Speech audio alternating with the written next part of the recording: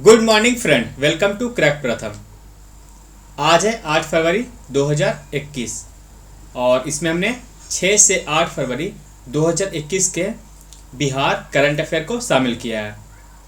हमने 5 तक कर लिया था कवर और 6, 7, 8 को इसमें शामिल किया गया है। आपका एक भी करंट इसमें छूटेगा नहीं, क्योंकि हम जो है मंथली तौर पर जो करंट अफेयर के रिवीजन वीडियो डालते हैं उसमें क्या होता है कि एक भी जो पॉइंट्स होते हैं, मतलब जो भी हमारे एग्जाम के लिए इंपॉर्टेंट है, सबको शामिल कर लेते हैं। इसलिए अगर एक दो दिन इसमें लेट होता तो कोई बात नहीं, आपके सारे करंट जो अफेयर है वो शामिल हो जाएंगे।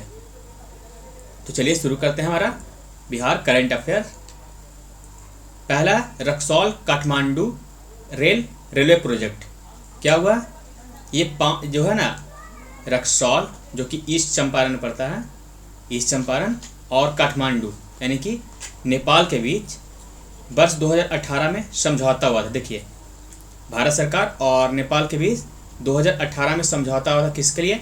रक्सौल और काठमांडू के बीच रेलवे लाइन चलाने के लिए। इसकी जो कुल लंबाई कितनी है? 136 किलोमीटर।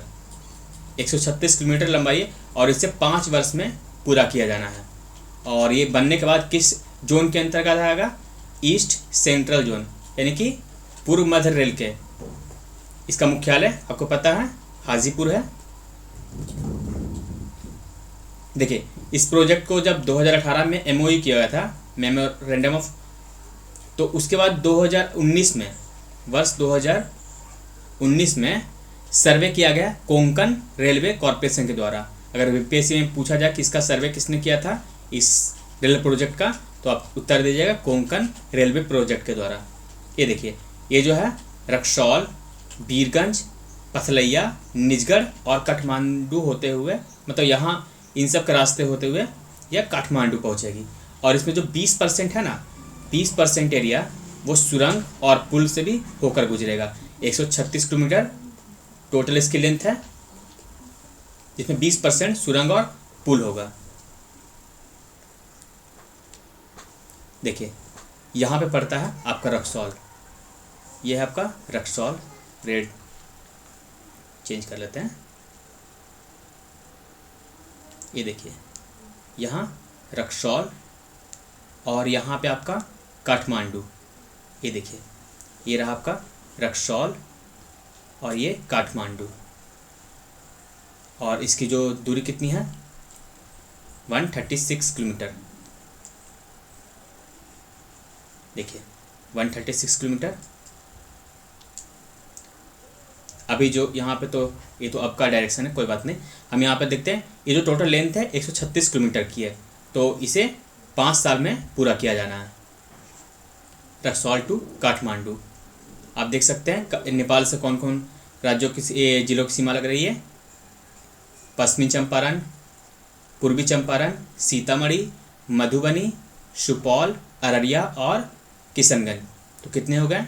1, 2, 3, 4, 5, 6 और 7 जो जिलों की सीमा किससे लग रही है? आपके नेपाल से।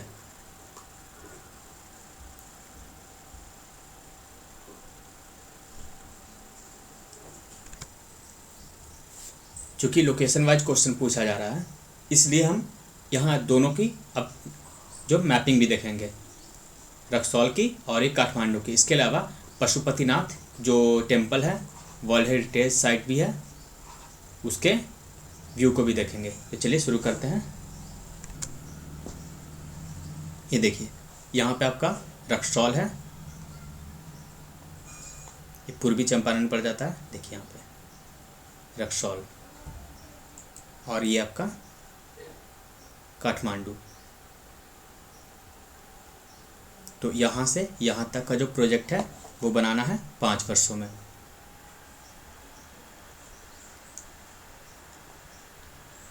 चलिए पशुपतिनाथ के मंदिर को देखते हैं। ये देखिए, ये जो मंदिर है वो बागमती नदी के किनारे है। ये देखिए, आपको ये जो टेम्पल्स हैं छोटे छोटे, उसके अंदर आपको जो मेन टेम्पल है, ये देखिए पहले।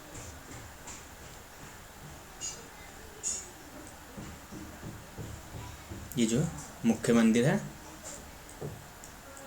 और ये जो नदी आप देखिए, इस तस्वीर में आप देखिए, ये जो आप देख रहे हैं ना, ये बागमती नदी है।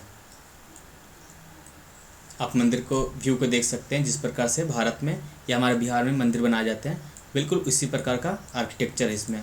इस मंदिर को 5वीं शताब्दी में लिच्छवी नरेश द्वारा बनाया गया था। इसे वर्ष 1979 में वर्ल्ड हेरिटेज साइट का दर्जा भी दिया जा चुका है। देखिए,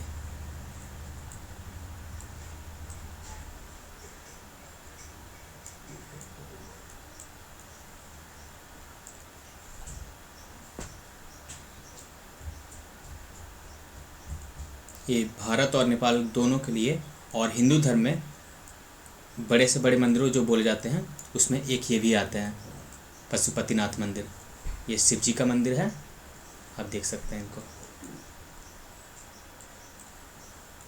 कितना भव्य आर्किटेक्चर बनाया गया है।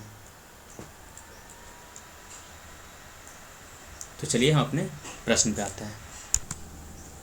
तो आपने देखा मैप को और टेम्पल्स को।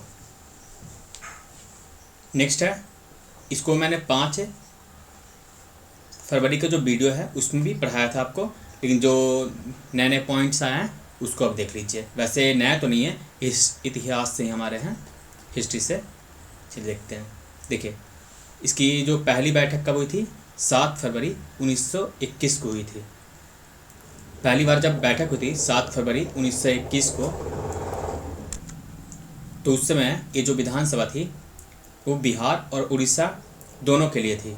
आपको बताया भी था आपको कि 1936 में जब हमारे ये उड़ीसा अलग हुआ, तब यह पूर्णतः क्या हुआ, बिहार का बन गया।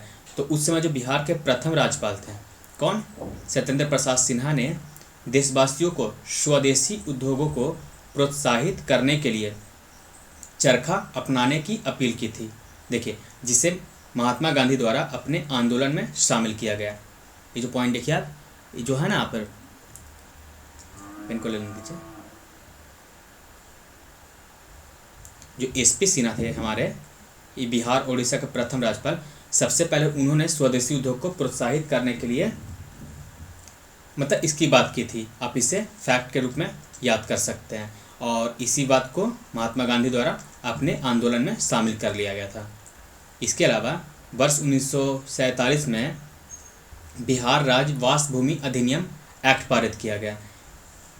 ये जो है ना, देश में पहली बार भूमि सुधार कानून पारित करने वाला बिहार पहला राज्य था।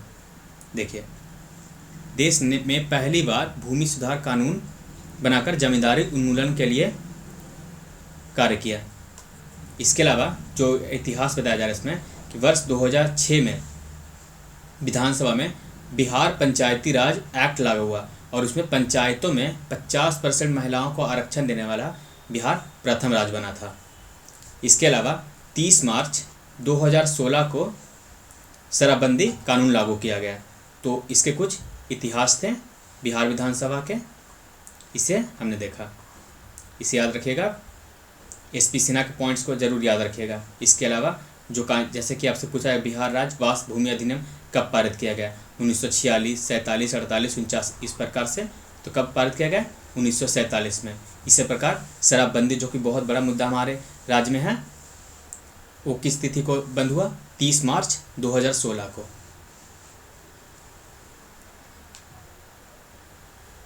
नेक्स्ट है पीएमसीएच के बारे में। ये क्या है? देश का सबसे बड़ा अस्पताल अब बनेगा। इसकी इसमें जो बेड है 5400 बेड होंगे और इसकी जो लागत होगी 5,540 करोड़ रुपए। कितने? 5440 करोड़ रुपए लागत होगी। ये जो है नई बिल्डिंग बन रही है 5400 बेड वाली, और इसकी जो स्थापना की गई थी वर्ष 1925 में की गई थी। और जब यह स्थापित हुआ था तो उस समय इसका नाम जो रखा गया था Prince of Wales Medical College Hospital. ये देखिए यहाँ पे Prince of Wales Medical College Hospital रखा गया था इसका नाम। आज 8 तारीख है, 8 फरवरी। आज ही के दिन इसका जो इस अस्पताल का है शिलान्यास किया जाएगा मुख्यमंत्री के द्वारा। इसके बाद है प्रधानमंत्री किसान सम्मान निधि योजना। इसमें कुछ बदलाव हुआ है। पहले हम जानते हैं प्रधानमंत्री किसान सम्मान। अगर आपको प्रधानमंत्री किसान सम्मान की ज़्यादा डिटेल देखना तो आप 12 फरवरी को जो मेरा वीडियो है 12 जनवरी का, उससे आप देख लीजिएगा, उसका डिस्क्रिप्शन में लिंक डाल दूंगा उसे। तो ये क्या है, इसमें बदलाव क्या किया गया कि प्रधानमंत्री किसान सम्मान निधि जो है अब लाभ उन्हीं को मिलेगा जिनके नाम खेत होगा।